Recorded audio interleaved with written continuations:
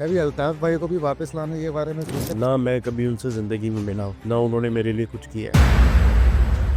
दोबारा हेलो की आवाज़ आ सकती है, ये चैप्टर बिल्कुल क्लोज है। जो MQM पाकिस्तान के लोगों से एक बात सुनने को मिलता है तो वो तो सब उनका चैप्टर क्लोज कर चुके हैं। क्या एमक्यूएम के मौजूदा फैसले एमक्यूएम के अपने मरकज से होते हैं या एस्टेब्लिशमेंट के? बात यह है कि आप खुद इस अहल हो कि अपने फैसले खुद करें। क्या रिलेशनशिप है आपका एस्टेब्लिशमेंट की तरफ? एस्टेब्लिशमेंट या अफवाज पाकिस्तान वो हमारा प्राइड है। इंट्रा पार्टी इलेक्शन को लेकर एमक्यूएम में बड़े इख्तिलाफ आए। हर सियासी जमात में इख्तिलाफ हो। कुछ अरसे पहले गो गवर्नर गो के हैदराबाद में नारे लगे। पहले एक हेलो की आवाज़ आती, आमरीत वाला सिस्टम था, कोई मुखालफत नहीं थी। खालिद मकबूल सिद्दीकी साहब ऐसे आप लोगों के पार्टी के चेयरमैन है, मगर तमाम तर आम फैसले हम देख रहे हैं कि गवर्नर हाउस से हो रहे हैं। कहीं भी किसी भी जगह पे हो सकते हैं, उससे क्या फ़र्क पड़ता है।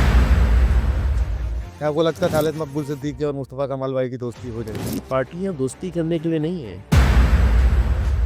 वसीम अख्तर साहब और आमिर खान साहब को भी हम देख रहे हैं बड़े अरसे से आउट हुए हुए सियासत में। उनको किसी ने आउट किया है या वो खुद आउट हो गए।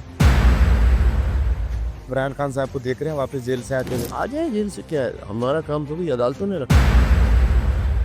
एमक्यूएम पाकिस्तान आपकी वजह से टूटी तो इल्ज़ाम पे 100 लगते रहते हैं।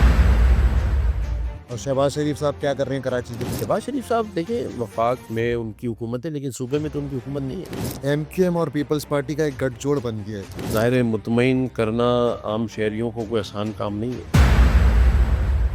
एमक्यूएम तो सेंसस वाले मामले में थी ही नहीं, असद उमर साहब ने बोला। 4.5 साल फाइनेंस मिनिस्टर MQM का तो नहीं था।